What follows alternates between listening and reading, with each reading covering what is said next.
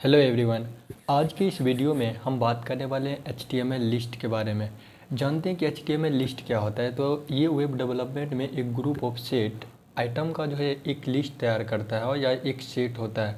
जैसे कि आप देखे होंगे कि जैसे अगर कोई सामान लेने के लिए घर का जाते हैं तो एक लिस्ट तैयार करते हैं, उसी प्रकार हम HTML में किस तरह से लिस्ट लिखेंगे, लिस्ट बनाएंगे, वो हम आज सीखने वाले हैं। तो चलिए स्टार्ट करते हैं कि लिस्ट कितने प्रकार के होते हैं। लिस्ट जो होता है हम जो HTML में सीखने वाले वो 3 प्रकार से करेंगे। पहला होगा अनऑर्डर्ड, उसके बाद दूसरा होगा ऑर्डर लिस्टेड, उसके बाद डिस्क्रिप्शन लिस्ट होगा। उसके बाद एक एक करके हम चर्चा करते हैं कि अनऑर्डर लिस्ट क्या होता है, उसके बाद ऑर्डर लिस्ट क्या होता है, उसके बाद डिस्क्रिप्शन लिस्ट क्या होता है। तो सबसे पहले हम बात करेंगे कि अनऑर्डर लिस्ट क्या होता है। अनऑर्डर लिस्ट का स्टार्टिंग टैग जो होता है वो होता है UL। उसके बाद आइटम जो इसमें डालेंगे, मतलब कौन कौन से आइटम रहने चाहिए, उसका टैग जो होता है LI होता है, स्टार्टिंग टैग। उसके बाद क्या होता है, ये प्रॉपर सिंटैक्स हो गया, यानी UL टैग लगा देंगे। उसके बाद हम 3 आइटम ले रखे हैं, मतलब इसके अंदर आइटम का नाम डाल सकते हैं। और इस तरह से हो गया कि अनऑर्डर लिस्टेड। उसके बाद क्या आता है कि अनऑर्डर लिस्ट में क्या करेंगे कि स्टाइल किस प्रकार से करते हैं ये सीखते हैं। कि अनऑर्डर लिस्टेड में हम स्टाइल जो करेंगे वो एक टाइप होता है स्टाइल में। अभी हम CSS में जाएंगे तो इसको बेहतर ढंग से पढ़ेंगे, लेकिन एक छोटा सा टॉपिक है इसलिए हम HTML में ही पढ़ लेते हैं।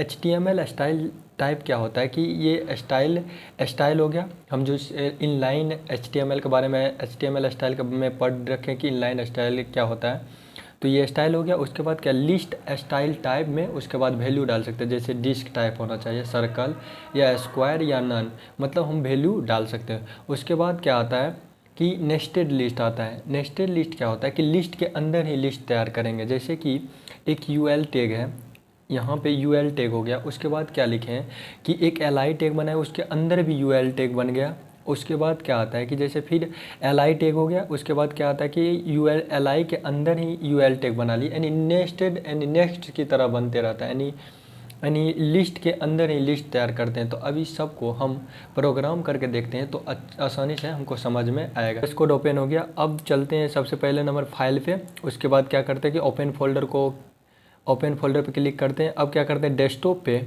हम एक फ़ोल्डर बनाते हैं लिस्ट नाम से। यहाँ पे लिस्ट नाम से एक फ़ोल्डर बना लिए। इस पर क्या करेंगे, हम क्लिक करेंगे डबल, तो यहाँ से लिस्ट जो बना है लिस्ट नाम से फ़ोल्डर को क्लिक करके ओपन कर लेंगे।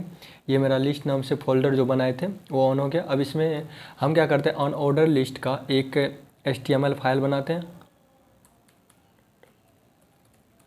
unorder.html नाम से। उसके बाद ये लेआउट हो गया है HTML का। हम टाइटल में भी दे देते हैं अनऑर्डर लिस्ट नाम से। हम एक क्या किए कि मतलब टाइटल दे दिए। अब क्या करते हैं कि हम जो इसमें लिखने वाले हैं, जैसे हम क्या करते हैं कि इस कोड में हम क्या करने वाले हैं, ये पैराग्राफ डाल देते हैं, टेग डाल देते हैं। तो यहाँ पे हम क्या लिखने वाले हैं कि अनऑर्डर लिस्ट, ये हो गया। अब हम क्रिएट करते हैं कि किस तरह से। अनऑर्डर लिस्ट के लिए हम क्या पढ़े थे कि UL टैग का इस्तेमाल करेंगे, और उसके बाद आइटम लिखने के लिए LI टैग का इस्तेमाल करते हैं।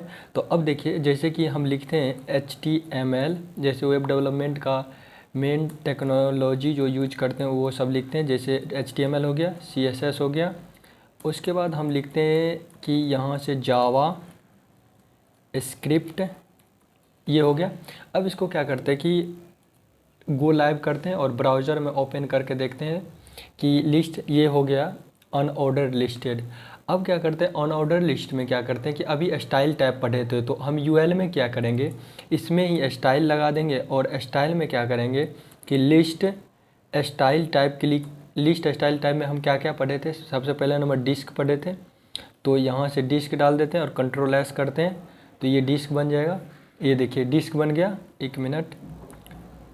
हाँ, ये डिस्क हो गया। और उसके बाद क्या करते हैं, यहाँ पे सर्कल डाल देते हैं,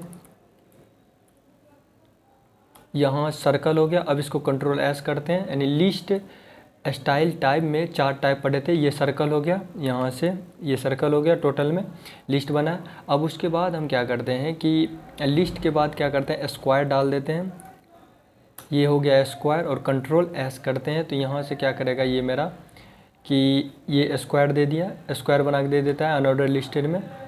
अब उसके बाद एक और वैल्यू पढ़े थे जिसमें कि हमको मतलब कोई भी टाइप का स्टाइल नहीं चाहिए, यानी नन अगर क्लिक करेंगे तो वो जो स्टाइल था वो क्या होगा कि गायब हो जाएगा, मतलब यहाँ हिडन हो गया, मतलब दिखाई नहीं देता, हमको नन नहीं चाहिए। ये हो गया। अब हम क्या पढ़े थे कि अगला आगे जो पढ़े थे हम पढ़े थे कि नेस्टेड लिस्ट के बारे में। अनऑर्डर्ड में नेस्टेड लिस्ट में क्या होता है, जैसे कि ये HTML लिख दिए और इसमें क्या करेंगे कि हम फिर से UL टैग ले लेंगे। जैसे UL टैग ले लिए, अब इस UL टैग में क्या करेंगे कि आइटम ले लेते हैं। जैसे हम कुछ टॉपिक के नाम लिख देते हैं, जैसे इमेज कैसे सेट किए थे, और उसके बाद फिर LI ले लेते हैं, जैसे टेबल हो गया।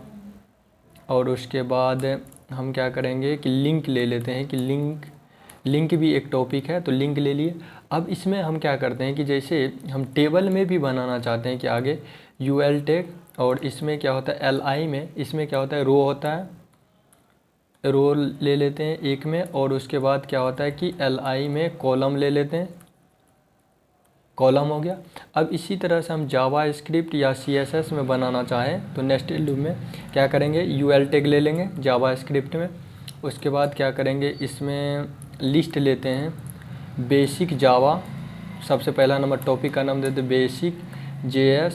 उसके बाद फिर इसमें क्या करते हैं कि हम एक और लिस्ट बना लेते हैं जिसमें कंडीशन स्टेटमेंट हो जाएगा।